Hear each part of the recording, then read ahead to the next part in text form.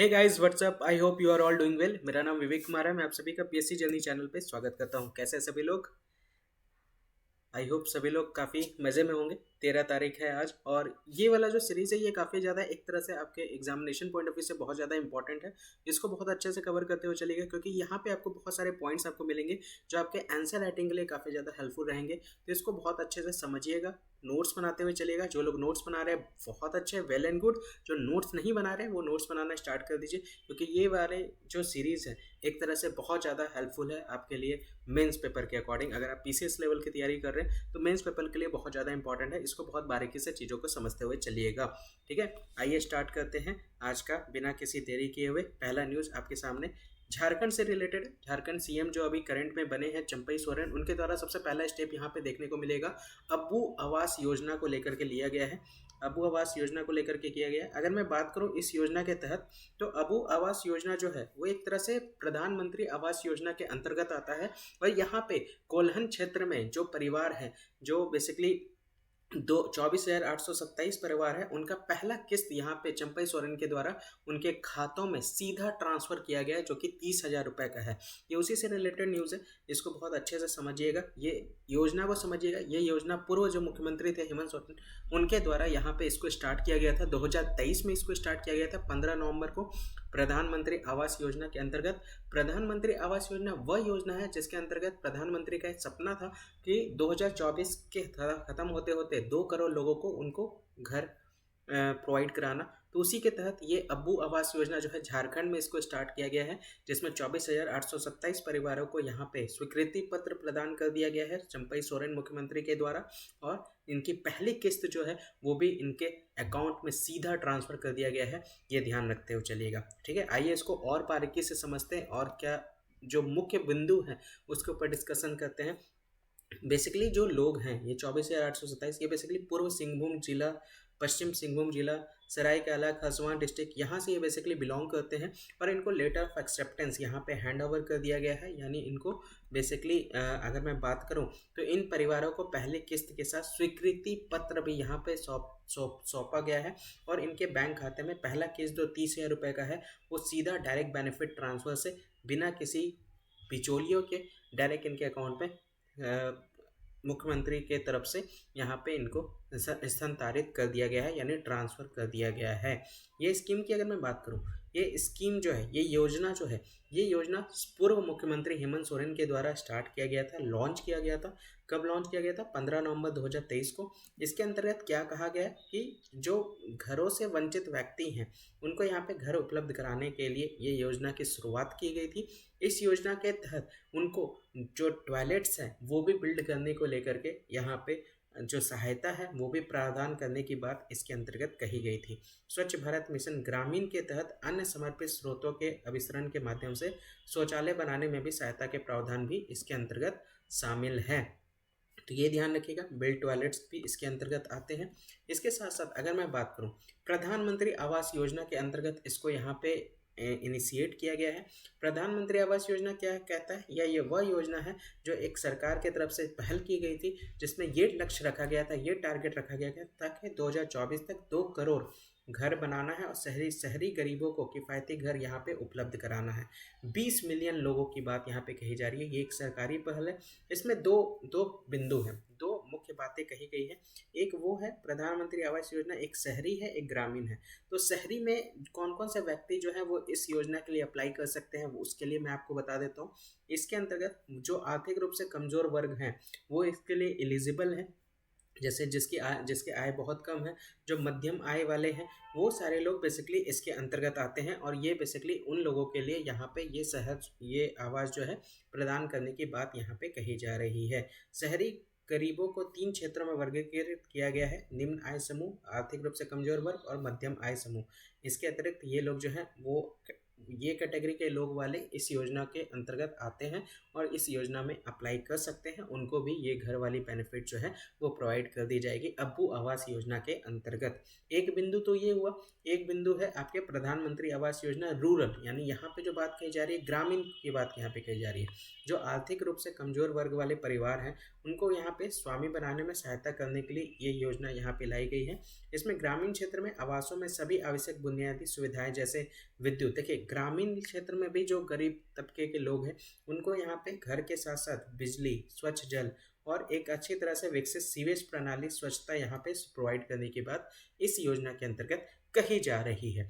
तो इस योजना के अंतर्गत, प्रधानमंत्री आवास योजना के अंतर्गत जो लोग आते हैं, एक शहरी लोग, एक ग्रामीण लोग, वो यहाँ पे आपको क्लियर हो गया होगा, ये उससे रिलेटेड था। अब प्रधानमंत्री आवास योजना के साथ साथ स्वच्छ भारत मिशन भी आपको देखने को मिलेगा। स्वच्छ भारत मिशन ग्रामीण की अगर हम लोग बात करें तो इसमें जल शक्ति मंत्रालय के द्वारा इसको आयोजित किया गया था, इसको एक्सेलरेट किया गया था, इसको लॉन्च किया गया था और इसमें सैनिटेशन कवरेज जो है वो पूरी तरह से उस पर फोकस किया जा रहा है, स्वच्छता के ऊपर ध्यान दिया जा रहा है और पूरी तरह से उसी के ऊपर यहाँ पे एफर्ट्स लगाया जा रहा है। ये जल शक्ति मंत्रालय के द्वारा 2014 को इसको लॉन्च किया गया था। इस मिशन के तहत क्या क्या कहा जा रहा है, एक कैंपेन रन किया जा रहा है जन आंदोलन को लेकर के, और इस कैंपेन को बेसिकली पूरे देश भर में रन किया जा रहा है और सभी जगह को, खास करके जो ग्रामीण क्षेत्र है उसको ओपन डिफिकेशन फ्री बनाने को लेकर के बात कही जा रही है। ओपन, स्वच्छ, पूरी तरह से स्वच्छ ग्रामीण क्षेत्र बनाने की बात कही जा रही है, यानी खुले में शौच करने से मना करने को लेकर के, स्वच्छता सब जगह लागू करने को लेकर के ये बेसिकली इसको इनिशिएट किया जा रहा है। ये पहल की शुरुआत, ये मिशन की शुरुआत इसके अंतर्गत, स्वच्छ भारत मिशन के अंतर्गत की जा रही है। चलिए मुझे बताइएगा, यहाँ से एक क्वेश्चन ये निकल के आता है कि खुले में शौच मुक्त राज्य, पहला राज्य कौन सा है? पहला राज्य जो खुले में शौच मुक्त अपने आप को घोषित कर चुका है वो मुझे बताइएगा। First state to become open defecation free state, वो आप मुझे बताइए। दूसरा, स्वच्छ भारत में जो दिवस है, ये दिवस के रूप में भी हम लोग सेलिब्रेट करते हैं, ये किस दिन हम लोग सेलिब्रेट करते हैं वो मुझे बताइएगा। ठीक है, कमेंट सेक्शन में मुझे आंसर कीजिएगा। इसके साथ साथ अबू आवास योजना की अगर हम लोग बात करें तो इस योजना के तहत राज्य सरकार जो है वो एक तरह से घर प्रोवाइड कर रही है ज़रूरतमंद लोगों को, और इसमें जो खर्च यहाँ पे अबू आवास योजना के तहत सरकार की तरफ से जो की जा रही है वो 15,000 करोड़ रुपए की जा रही है अगले 2 वर्षों में। तो यहाँ पे 15,000 करोड़ रुपए से ज़्यादा यहाँ पे खर्च यहाँ पे की जा रही है। जो ज़रूरतमंद लोग हैं उनके लिए यहाँ पे आवास उपलब्ध कराने को लेकर के ये खर्च यहाँ पे किए जा रहे हैं। इसके अंतर्गत कौन कौन लोग आते हैं? जो गरीब लोग हैं, जो वंचित लोग हैं, जो मजदूर हैं, जो किसान हैं, आदिवासी हैं, जो पिछड़े वर्ग है और दलित वर्ग है, जो 3 कमरे के आवास यहाँ पे उपलब्ध कराए जाएंगे इस योजना के अंतर्गत सरकार की तरफ से। और सरकार इसमें कितने रुपए की खर्च की है इस योजना में? तो 15,000 करोड़ रुपए यहाँ पे सरकार के द्वारा खर्च किए गए हैं ताकि उन लोगों को घर प्रोवाइड किया जा सके। ठीक है, जो नीचे तबके के लोग होते हैं। समझ में आया? तो ये पूरा न्यूज़ था उसी से रिलेटेड। आई होप ये पूरी बातें आपको समझ में आई होगी। इसको एक बार अच्छे से कवर कर लीजिएगा, जो जो बातें यहाँ पे कही जा रही है। 24,827 परिवारों को यहाँ पे स्वीकृति पत्र दे दिया गया है, लेटर ऑफ एक्सेप्टेंस, और उनकी पहली जो आपकी किस्त है, इंस्टॉलमेंट है, वो भी 30,000 रुपये यहाँ पे उनके सीधे बैंक अकाउंट में ट्रांसफ़र कर दिए गए हैं डायरेक्ट बेनिफिट ट्रांसफ़र के माध्यम से। तो ये थोड़ा सा आप ध्यान रख सकते हैं। ये प्रधानमंत्री आवास योजना के अंतर्गत ये आपका अबू आवास योजना आता है, ये उसी से रिलेटेड सारी बातें थी। आई होप ये सारे न्यूज़ आपको अच्छे से समझ में आ गए होंगे। पहला न्यूज़। दूसरे न्यूज़ की तरफ बढ़ते हैं। यहाँ पे हरियाणा से रिलेटेड न्यूज़ है। हरियाणा के मुख्यमंत्री के द्वारा नए नए प्रोजेक्ट्स यहाँ पे लागू किए गए हैं, यहाँ पे हरियाणा को डेवलप करने को लेकर के। ये बेसिकली 5 जिलों में ये नए प्रोजेक्ट स्टार्ट किए गए हैं और ये नए प्रोजेक्ट लगभग 33 के आसपास हैं। ठीक है, कौन कौन जिला के बारे में बात किया जा रहा है? जिंद, हिसार, सिरसा, कैथाल, भिवानी। यहाँ लगभग 190 करोड़ रुपए यहाँ पे खर्च किए गए हैं इन सारे प्रोजेक्ट को स्थापित करने में, टोटल 5 जिलों में। ठीक है, कौन कौन से? यहाँ पे जो योजना है उसका नाम क्या है? रूरल ऑगमेंटेशन एंड भांगराम स्कीम। ये योजना अभी लागू नहीं किया गया, ये योजना 2008-9 से ही लागू है और इसी योजना को यहाँ पे 5 जिलों में बेसिकली फोकस किया जा रहा है, क्योंकि ये बहुत पिछड़ा जिला है, इसी को डेवलप करने की बात यहाँ पे कही जा रही है। इसलिए 33 नई प्रोजेक्ट जो है वो यहाँ पे लागू करने का निर्णय यहाँ लिया जा रहा है। 190 करोड़ रुपए यहाँ पे खर्च किए गए हैं सरकार की तरफ से, ये ध्यान रखते हुए चलिएगा। और यहाँ पे 5 जिलों की जो मैं बात कर रहा हूँ, आइए थोड़ा सा मैं आपको दिखा दूँ। ये हरियाणा का मैप आप देख सकते हैं। हरियाणा आपका पूरे भारत में यहाँ देखने को मिलेगा। इसकी बाउंड्री जो है हिमाचल प्रदेश, को के साथ टच कर रही है, पंजाब के साथ, राजस्थान के साथ, उत्तर प्रदेश के साथ टच करती है। यहाँ दिल्ली आप देख सकते हैं। तो जो 5 जिला है ये आपका सिरसा हो गया, हिसार हो गया, जिंद हो गया, कैथल हो गया, कैथल और ये भिवानी। ये 5 जिलों में ये बेसिकली ये 33 नए प्रोजेक्ट जो है मुख्यमंत्री के द्वारा लागू किए जा रहे हैं और इसको पूरी तरह से डेवलप किया जा रहा है। एक तरह से रूरल डेवलपमेंट का काम यहाँ पे किया जा रहा है और यहाँ पे 190 करोड़ रुपए का खर्च यहाँ पे हरियाणा सरकार के द्वारा किया गया है। इस योजना के तहत ये योजना जो है, इस योजना में क्या क्या कहा गया है, इस योजना में जो डिस्ट्रिक्ट जिंद है, डिस्ट्रिक्ट जिंद ये वाला जिंद जो है डिस्ट्रिक्ट, तो इसके अंतर्गत जो गांव है नगुरन, वहाँ पे प्रॉपर वाटर सप्लाई सिस्टम को स्थापित करने की बात कही जा रही है और उसमें यहाँ पे सरकार की तरफ से 43.91 करोड़ रुपए यहाँ पे खर्च किए गए हैं। ठीक है, तो नगुरा गांव में यहाँ पे जल आपूर्ति को पूरा करने के लिए सरकार यहाँ पे काम कर रही है, जल कार्यों का निर्माण किया जा रहा है। इसके साथ साथ नगुरा गाँव जो कि जिला जिंद में है, वहीं पे सीवरेज प्रणाली को भी प्रदान करने के लिए यहाँ पे 25.31 करोड़ रुपए यहाँ पे खर्च किए जा रहे हैं। तो ये भी आप ध्यान रख सकते हैं, इतने सारे स्टेप्स यहाँ पे सरकार की तरफ से लिए जा रहे हैं ताकि नगुरा गांव को बहुत अच्छा से वहाँ पे सारी फैसिलिटी जो है जल आपूर्ति को लेकर के वो सारी चीज़ें पूरी की जा सके। इसके साथ साथ जो हिसार जिला है, हिसार जिला के खेदर जो गांव है, वहाँ जल आपूर्ति को लेकर के 10.63 करोड़ रुपए का यहाँ पे खर्च जो है वो यहाँ पे किया जा रहा है, अपग्रेड किया जा रहा है वाटर सप्लाई स्कीम को यहाँ खेदर गाँव में। ये ध्यान रख सकते हैं, इसी को लेकर के आपका न्यूज़ है। तो ये इसी योजना के अंतर्गत किया जा रहा है, रूरल ऑगमेंटेशन एंड महाराग्राम स्कीम। ठीक है, महाग्राम योजना। ठीक है, इसके साथ साथ यहाँ पे ये स्कीम जो है, जैसे मैंने आपको पहले बताया, ये स्कीम अभी के लॉन्च नहीं किया हुआ है, ये स्कीम राज्य सरकार के द्वारा 2008-9 में ही लॉन्च किया गया था ताकि हम रूरल क्षेत्र को, ग्रामीण क्षेत्र को डेवलप कर सके, पंचायत डिपार्टमेंट का विकास कर सके। तो पंचायत विभाग के माध्यम से यहाँ पे इसको शुरू किया गया था और ये राज्य सरकार द्वारा वर्ष 2008-9 में स्टार्ट किया गया था। किन किन चीज़ों पे फोकस किया जाएगा, सीवरेज प्रणाली पे, पेयजल आपूर्ति यानी पानी में सुधार, पक्की सड़कों का निर्माण को लेकर के, विद्युत व्यवस्था में सुधार को लेकर के, ये सारे यहाँ पे स्टेप्स लिए जा रहे हैं ताकि हम किसी भी तरह से उन सभी गाँव को एक अच्छे से पानी को लेकर के जो कमी है वहाँ पे पानी की सप्लाई बहुत अच्छे तरीके से प्रोवाइड करा सके और वहाँ पे बेसिकली जो सीवरेज सिस्टम है उसको भी हम अच्छा कर सकें। इन 5 जिलों पे उसको लेकर के ये फोकस किया जा रहा है इस महाग्राम योजना के अंतर्गत। ठीक है, समझ में आया, क्लियर हो गया? कितने यहाँ पे 190 करोड़ रुपए का यहाँ पे टोटल खर्च हो रहा है, उसी से रिलेटेड न्यूज़ है, ये ध्यान रखते हुए चलेगा। ठीक है, क्लियर हो गया, समझ में आया? न्यूज़ बहुत इजी था, समझते हुए चलते चलिएगा, ये सारे आपके हेल्प करेंगे आंसर राइटिंग्स में। जो फिगर्स वाले जो हैं टॉपिक उसको अच्छे से समझते हुए चलिएगा। अगले न्यूज़ की तरफ बढ़ते हैं। ये न्यूज़ जो है वो बेसिकली पीवीटी के ऊपर है। पीवीटीजी क्या होता है? पीवीटीजी होता है पार्टिकुलरली वल्नरेबल ट्राइबल ग्रुप। ये वो ग्रुप है जो एसटी के सब अंडर में आता है, एसटी कैटेगरी के।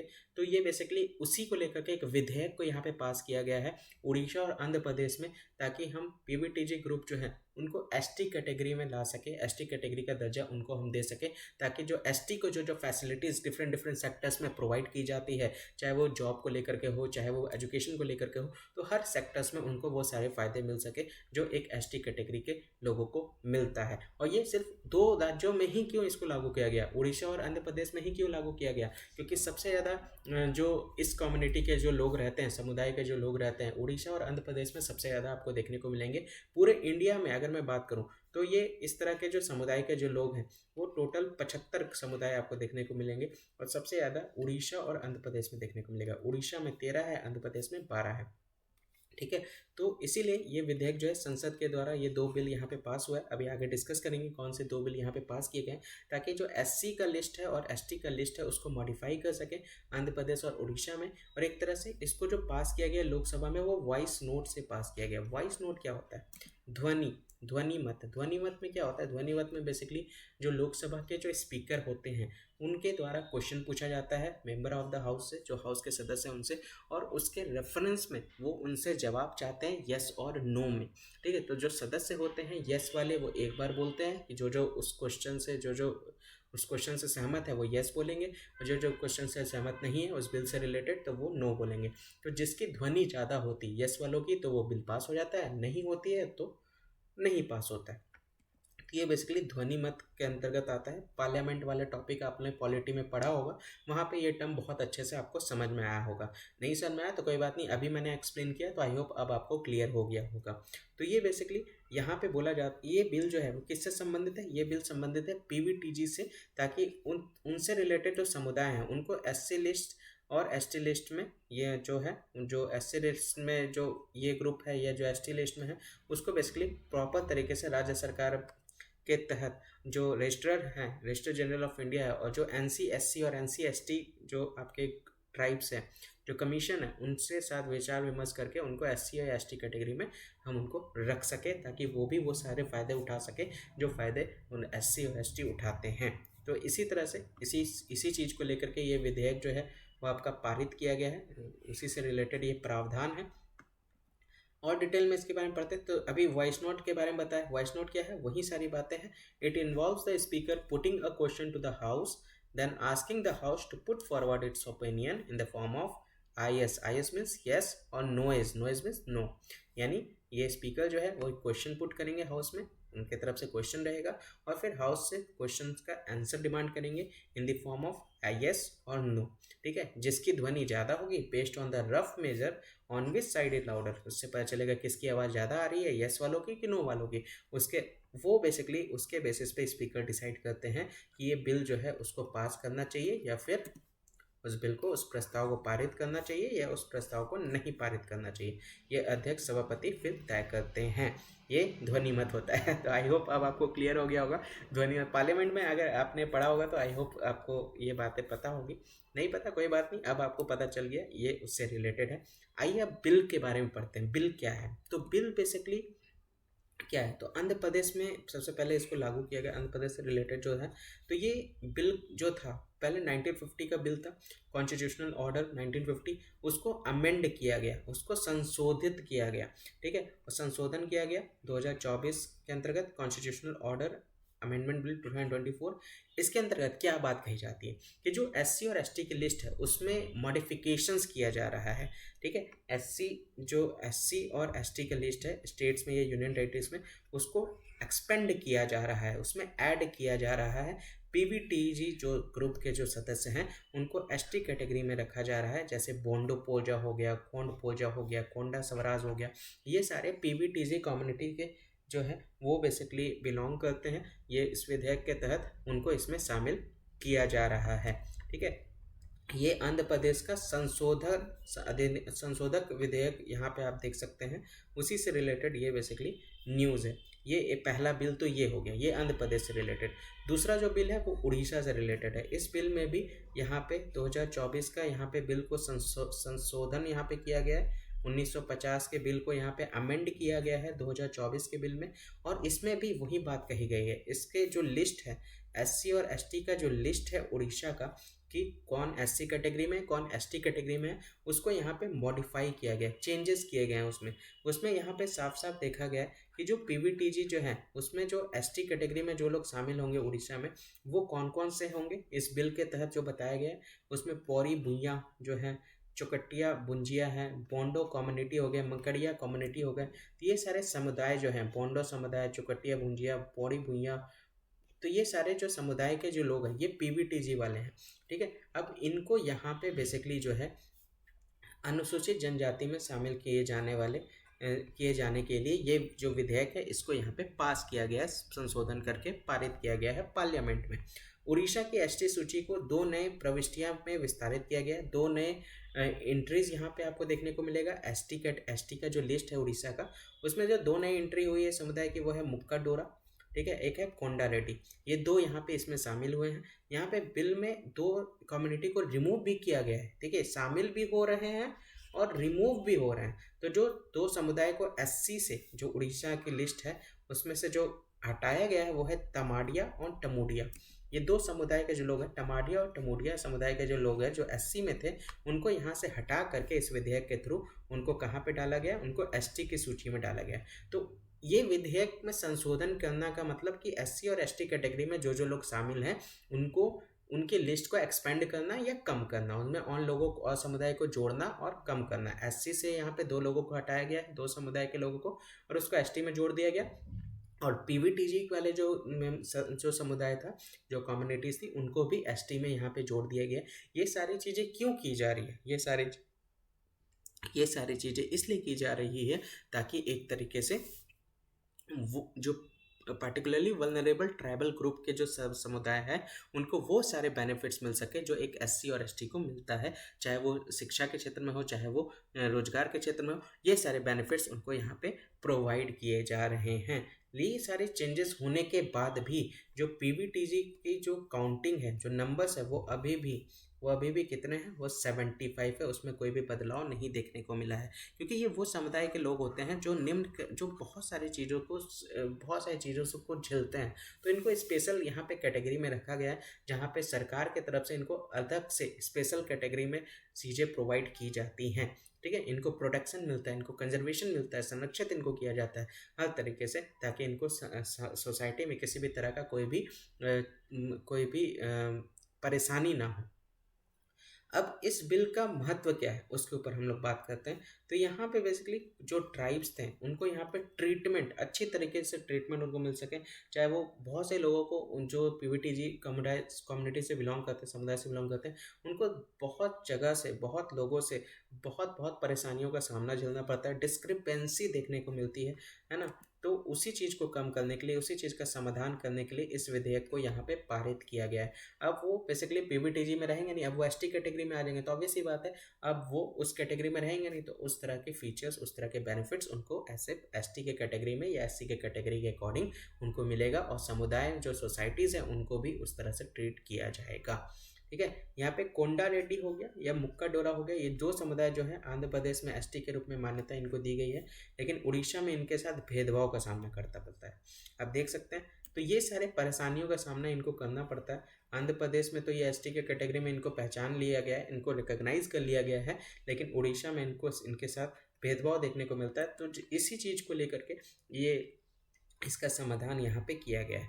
एससी सूची में भी इन समूहों को शामिल करने से लंबे समय से चली आ रही हैं असमानताएं दूर हो जाती हैं, जिससे सरकारी प्रावधानों तथा सेवाओं तक समान पहुंच सुनिश्चित होती है। तो उसी चीज़ को लेकर के बात कही जा रही है।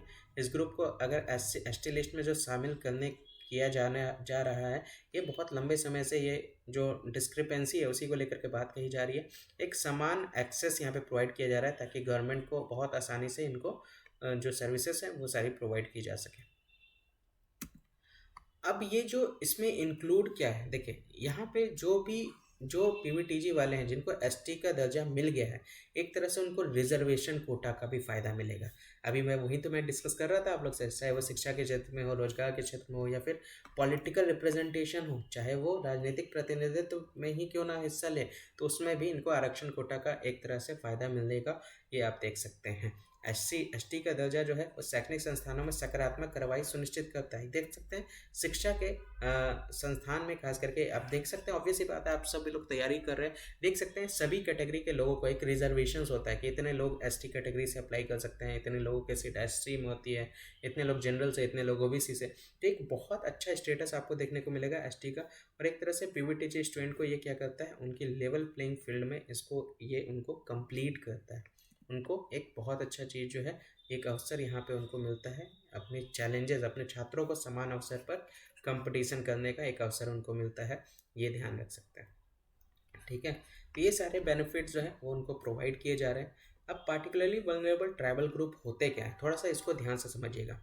हर एक टर्म्स को मैंने यहाँ एक्सप्लेन किया है ताकि हर एक चीज़ बहुत अच्छे से आपको समझ में आ जाए। तो ये बेसिकली एसटी के ही सब क्वालिफिकेशन होते हैं। ये अनुसूचित जनजाति अथवा अनुसूचित जनजाति के उस वर्ग का उपवर्गीकरण है जिसे नियमित अनुसूचित जनजाति की तुलना में अधिक असुरक्षित माना जाता है। ये एससी और एसटी के ही सब क्वालिफिकेशन आपको देखने को मिलेंगे, उसी के ही अंतर्गत आते हैं जिनको ज़्यादा वल्नरेबल ट्रीट किया जाता है। ठीक है, वल्नरेबल असुरक्षित माना जाता है, considered more vulnerable then a regular scheduled tribe.